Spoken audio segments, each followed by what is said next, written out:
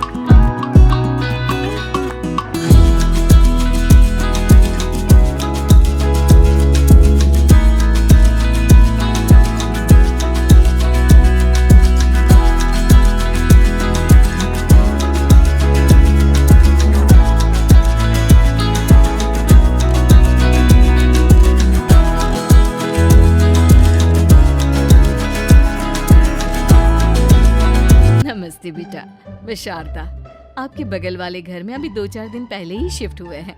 ओह अच्छा अच्छा अच्छा, नमस्ते आंटी, अंदर आइए ना आप। देखिए तो मम्मी जी आज कौन आया है। इतना कहकर प्रिया किचन में चाय बनाने चली जाती है। नई पड़ोसन को घर पे देखकर सुमन थोड़ा हैरान हो जाती है। नमस्ते बहन जी, मैं शारदा आपकी नई पड़ोसन।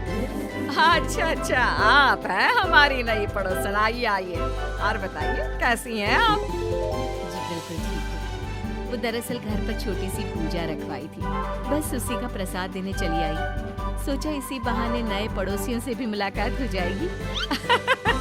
ये तो बहुत अच्छा सोचा आपने। सुमन प्रिया को आवाज लगाती है। अरे ओ बहू, जरा चाय पानी का तो आके पूछ लो। ये आजकल की बहुएं भी ना, जब तक बोलो नहीं तब तक कुछ नहीं करेंगी।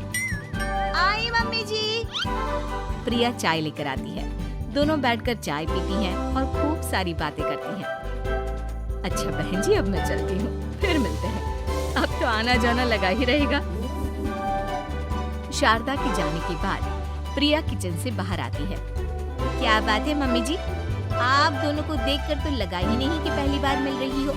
आप दोनों तो बिल्कुल बिछड़ी हुई सहेलियों की तरह बातें कर रही थी। अरे जब दो औरतें मिल जाती है ना, तो बातें अपने आप ही निकल आती है। अब तू अपने काम पर ध्यान दे, बातों पे नहीं। ऐसे ही कुछ दिन बीत जाते हैं। अब सुमन और शारदा अच्छी सहेलियां बन गई होती हैं। दोनों एक साथ मंदिर जाती, मार्केट जाती और कभी कभी तो विमला भी इनके साथ मिलकर खूब हंसी ठिठोली करती। एक शाम तीनों बैठकर सुमन के घर पर चाय पी रही होती है कि तभी बहुत तेज बारिश शुरू हो जाती है। सुमन जोर से प्रिया को आवाज लगाती है। प्रिया, ओ प्रिया, देख कितनी तेज बारिश हो रही है। जाके छत से सारे कपड़े ले आ, नहीं तो सब भीग जाएंगे।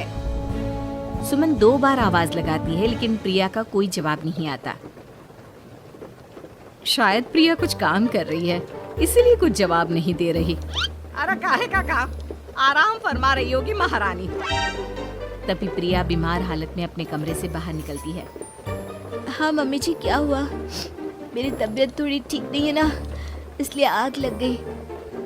अरे सारे कपड़े भीग गए और तुझे सोने से फुर्सत नहीं है। सबके सामने सुमन के मुंह से ऐसी बातें सुनकर प्रिया उदास हो जाती है और छत से कपड़े उतारने चली जाती है। सुमन, ये क्या बात हुई? प्रिया ने बताया ना कि उसकी तबीयत ठीक नहीं, इसलिए उसकी आंख लग गई। तुम भी ना खामखा उसे सबके सामने सुना दिया। अरे आप नहीं जानती शारदा जी, कुछ बहुएं ना बहुत आलसी होती है, घर का एक काम नहीं करना चाहती। ऐसा नहीं है सुमन, तुम्हारी बहू तो बहुत प्यारी है, तुम्हारी सारी बात भी तो मानती है। हाँ सुमन, तुम प्रिया के बारे में ऐसा क्यों सोचती हो? मेरी भी दो बहुएं हैं, लेकिन मैं उन्हें अपनी बेटियों की तरह रखती हूँ। आखिर वो भी तो किसी की बेटियां ही है ना। और अगर तुम ऐसा ही व्यवहार करोगी तो एक दिन प्रिया भी तुम्हारे साथ ऐसा ही बर्ताव करेगी। शारदा और विमला की बातें सुनकर सुमन की तो बोलती बंद हो जाती है। वहीं प्रिया भी बाहर से सारी बातें सुन रही होती है। अरे मैं कोई उसकी दुश्मन थोड़ी ना हूँ, मैं भी उसकी माँ हूँ, लेकिन कभी कभी सास बनना पड़ता है, नहीं तो बहुएं हाथ से निकल जाती है। देखो सुमन, ये सब सोच का फर्क है। अगर तुम ये सोचोगी तो कभी प्रिया को अपनी बेटी नहीं बना पाओगी। इतना कहकर शारदा और विमला वहाँ से चली जाती हैं और सुमन अकेले बैठकर उनकी बातें सोचने लगती है। अगले दिन प्रिया और दीपक अपने कमरे में बैठकर बात कर रहे होते हैं और सुमन उनके कमरे के बाहर कुछ काम कर रही होती है और उन दोनों की बातें सुन लेती है। दीपक, तुम्हें पता है हमारे पड़ोस में जो शारदा आंटी है ना, बहुत अच्छी हैं। अच्छा, ऐसा क्या हो गया जो तुम्हें वो इतनी अच्छी लगने लग गई? कुछ खास नहीं, बस कल जब मम्मी जी मुझे सबके सामने सुना रही थी तो शारदा आंटी ने मेरा साथ दिया। मैं तो सच में हैरान ही रह गई थी जब उन्होंने मम्मी जी को मुझसे ऐसा बर्ताव करने के लिए मना किया। अच्छा, फिर क्या हुआ? होना क्या था, शारदा आंटी तो मम्मी जी को समझा ही रही थी कि बहू को भी बेटी की तरह ही रखना चाहिए, लेकिन मम्मी जी तो मम्मी जी है ना, उन्हें तो मुझ में हमेशा कमी ही दिखती है। काश मुझे भी शारदा आंटी जैसी सास मिली होती जो मुझे भी अपनी बेटी जैसी समझती। सुमन ये सब सुनकर बहुत उदास हो जाती है और वहाँ से चली जाती है। प्रिया की बातें सुमन के कानों में बार बार गूंज रही थी। उसे बहुत शर्मिंदगी महसूस हो रही थी कि उसने प्रिया के साथ बहुत गलत किया है। अगले दिन सुमन शारदा और विमला को बुलाती है। क्या बात है सुमन, आज तूने ऐसे अचानक क्यों बुलाया? सब ठीक तो है ना? हाँ हाँ, सब ठीक है, तुम दोनों बैठो तो सही। तब तक दीपक और उसके पापा भी आ जाते हैं। प्रिया, तुम भी आ जाओ। क्या हुआ मम्मी जी, आपने बुलाया?